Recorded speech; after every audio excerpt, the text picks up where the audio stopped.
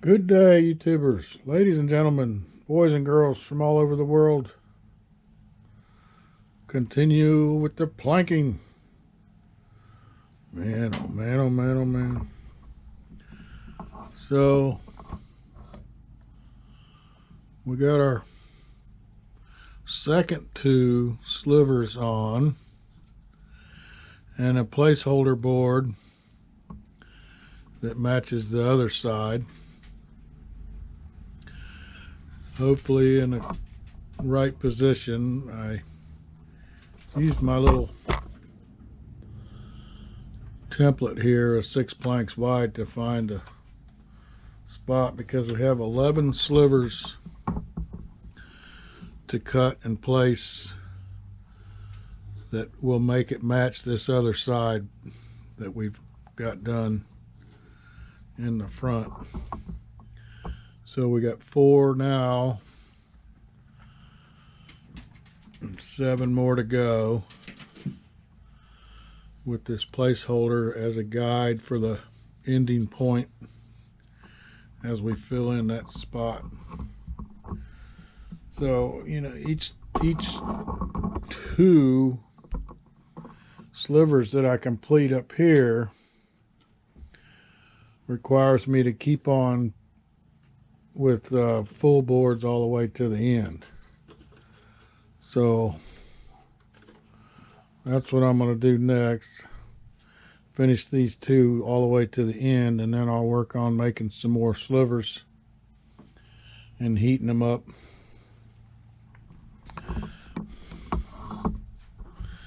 And we're cutting those over here on the bench with the X-Acto knife and the ruler and the clamp and all. And we're getting pretty good straight lines doing that process. We just got to make sure we sort of, after we cut that sliver, get an idea of the side that we want to rest against the board that's there above it, whether it's the factory side or the cut side. And then we mark the board where we think we need to start heating it to get the bend we want. Then we'll soak the board and heat it over in the heater, and then we come and put it on the ship. So it takes a while for each one. These go pretty quick, just full boards, but the ones in the front are just very, very time consuming. So let me get to gluing these on, and then I'll film some sliver manufacturing and placement.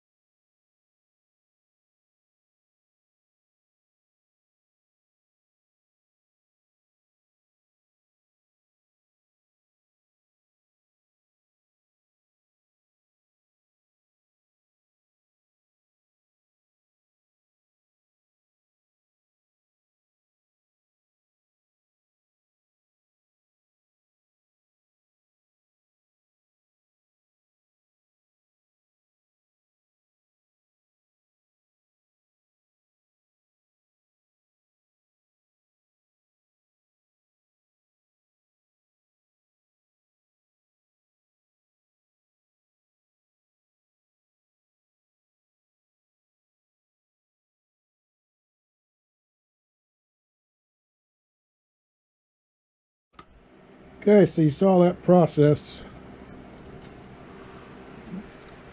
Time lapse to speed that up because it takes forever. We got all these boards down against the frames, and it's pretty smooth, so we'll be able to sand off the rough edges later on. And I got 3 more cut and heated already. You can see how the tip of that one is a little too skinny. So we cut some of that off.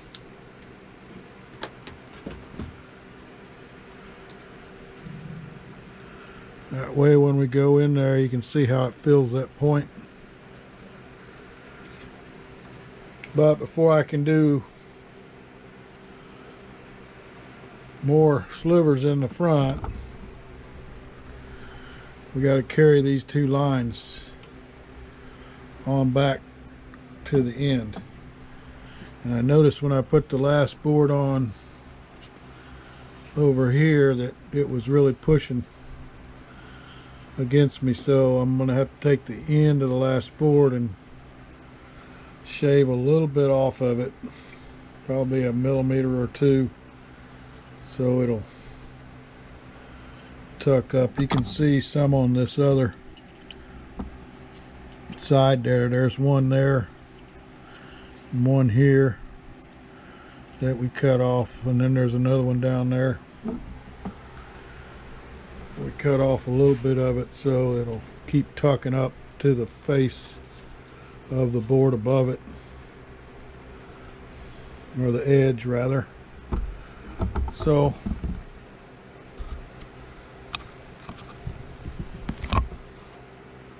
we get these all measured and cut, because we got to cut that full length piece. That'll fit here.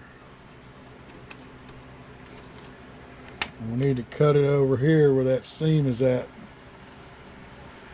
And then we'll do the same with the next one.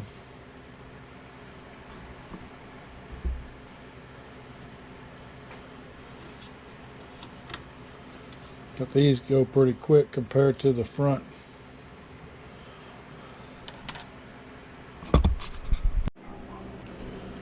Okay, let's try to get this last sliver on here.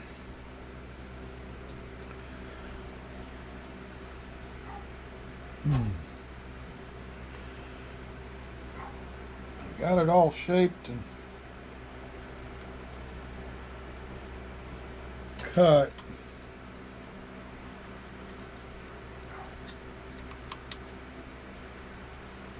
We just got to jam it in there. I'm going to get some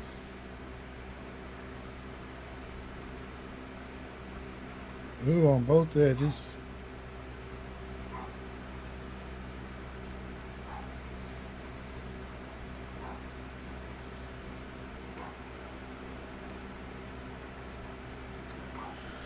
With this last sliver.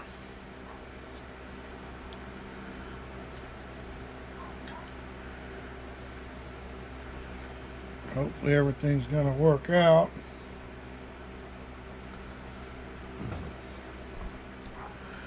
Then we'll start on some full boards.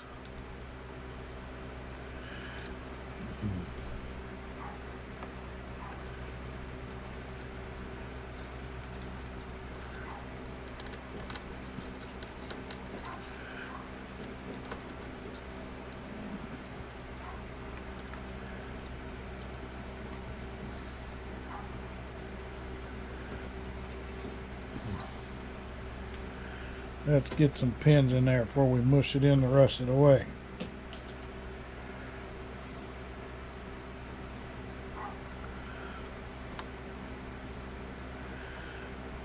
This full board on the bottom wasn't glued, it was just pinned in place so we could work to it. But with all the gluing on that front end, I'm sure it's not going to come off without, it'll probably come loose to here, but the front end of it I'm sure is going to be a little problem. So for now I'm just going to pin this because of that dip right there to deflect the waves on the front end. So now we got to get this in the crack here. I need something blunt.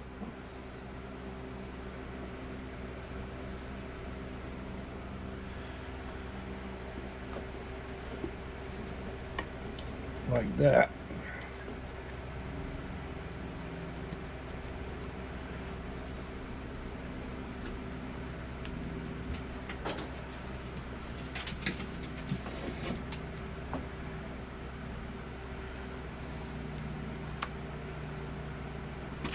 So that's good progress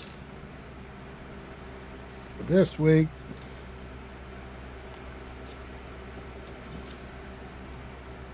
I got about the right gap on that seam.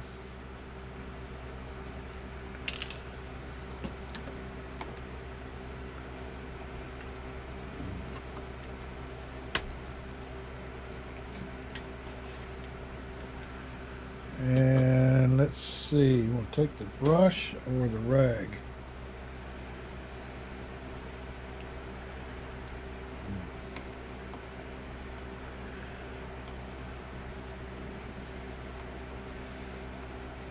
I think this warrants a little extra glue.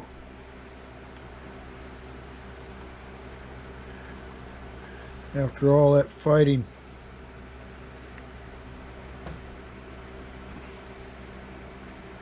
I got some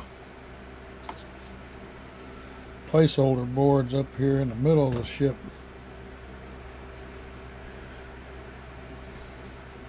I probably need a pin down here, don't we?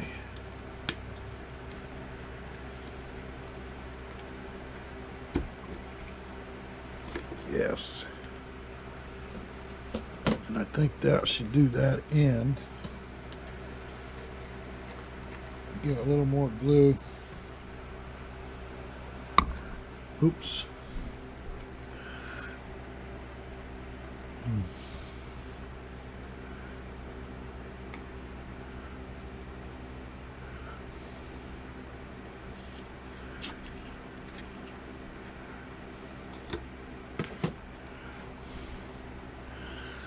After all these pins are out and everything, we still got to sand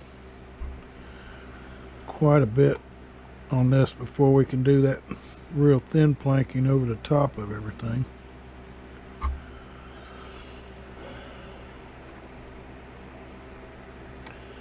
And I got to finish out 1, 2, 3, 4, 5, 6, 7, 8 rows all the way to the end. I was able to put some spacers in there.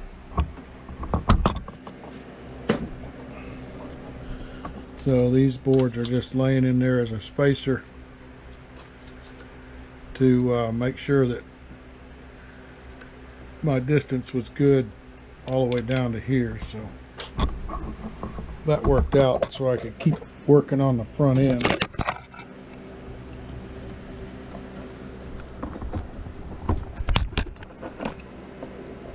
That's where the main battle is at, up here on the front. Those straight boards are pretty easy compared to this.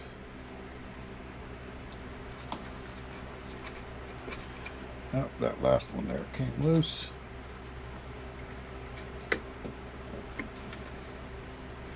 Put that in there and bend it over.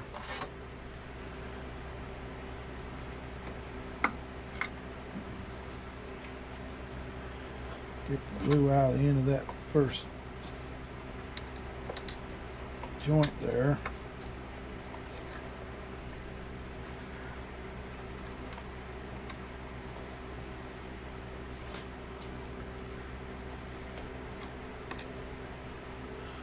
But that takes care of the hard stuff on that front. Now all we got to do is just cut a little bit of an angle on the end of the full boards and a little slight bend so we can get down like these are on this other side over here. So that worked out good. I think I can walk away from this now. Let all that dry.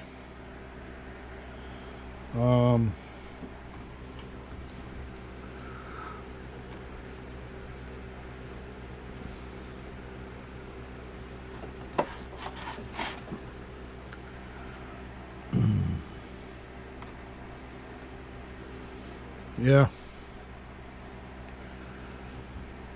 we can get real anal about it, but it's not worth it. You can see here we did a sliver that was dead ending up there. So we had some weird angles that we're starting to create with these other slivers. So I just filled it in with a custom piece from that frame member or down to this frame member, and glued that in there yesterday. So that filled the gap there, and then we just now filled the gap here. Woohoo! Success. So update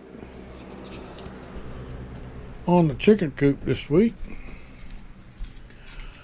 A lot of my followers are following that too. What did we get done? Oh, we got the chicken wire done on that side of the run. I still got to take some baling wire and lace the seams together where it meets the hardware cloth along the bottom all the way around. We got to sort of lace that like you're sewing a seam, but we use the baling wire to do that. And then we've got a seam up here that we got to lace together on the top on both sides, and then a little bit on the end.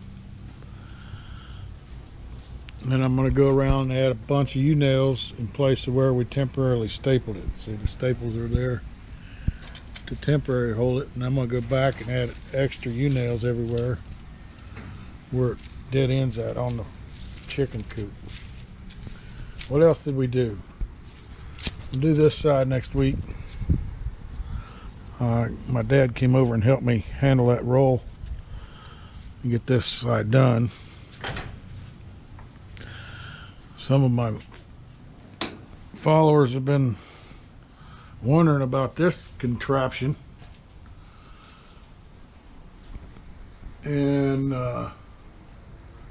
we have whooped it so that rope goes over to the chicken door.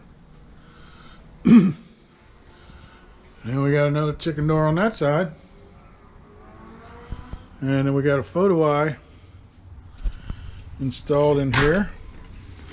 You can open the the main man door. You can open that even with the ropes there, and the photo eye tells us when it's daylight and dark out, and we can simulate it being dark just by covering up that photo eye, but that takes too long. This here will simulate the photo eye seeing darkness.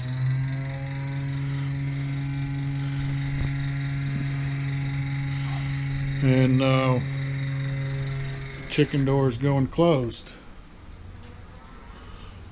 Of course, that one won't close all the way because I left this open. So with that closed, the chicken door closed. Now when you make that circuit hot again, of course we put that control box back here with the relay and the power supply in it. And that power supply gives us 24 volt DC to operate this actuator. And the actuator turns 90 degrees. So I had to make the wheel big enough so that a 90 degree turn would pull the rope about 12 or 13 inches. It pulls it up, so which is plenty for the door to open. So now it is slowly moving open because it knows it's daylight outside. If you can see it turning there real slow, and making the door go up. I've been using this for power to run my tools while I was in here working. We got that feed can set, cleaned up in here a little bit. Once we get the chicken wire on this other side, we'll be ready for chickens, I think, which is a good step. Those of you who haven't seen, that's the nesting box. We got 4 little pockets in there. We ordered a whole bunch of hemp shavings, sort of like pine shavings or sawdust, but it's from hemp, and it's a better product for absorbing the smell and the chicken poop. And we'll put a whole bunch of that in here. It'll be about 2.5 to 3 inches deep of hemp shavings. That'll give them a nice bed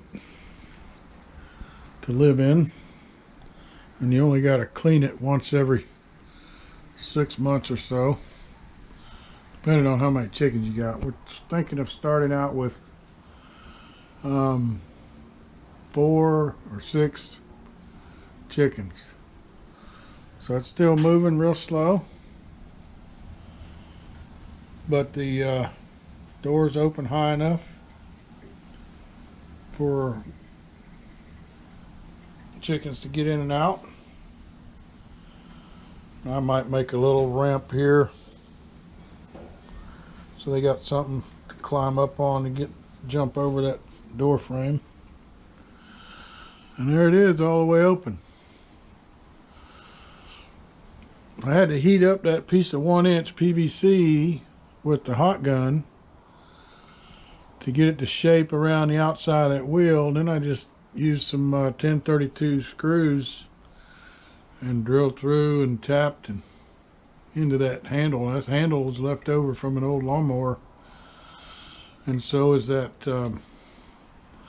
rack and pinion arm, and that's what's mounted to the actuator. I just bolted that on to the steering wheel in one spot, and then bent that piece of pipe to make the circumference bigger.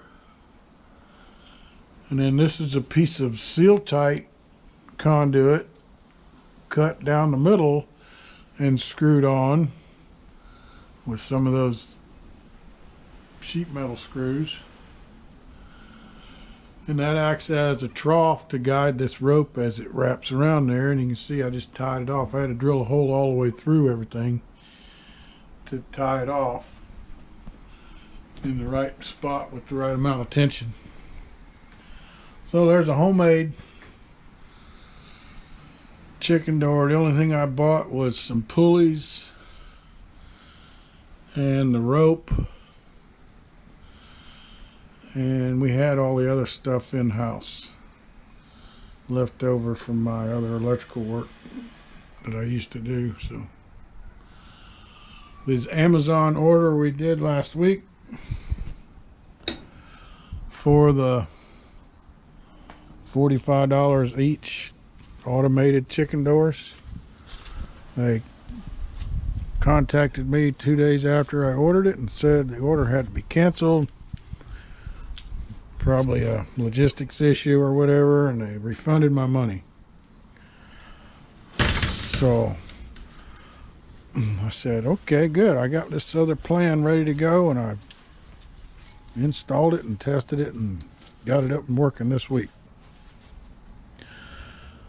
So my wife was insisting on buying those other things, but Amazon fell through, so we didn't buy them. Well, we placed the barrels where we're going to have our raised beds, grow more vegetables in. We've already harvested squash and taters and green beans and a bunch of other stuff. So, thanks for watching.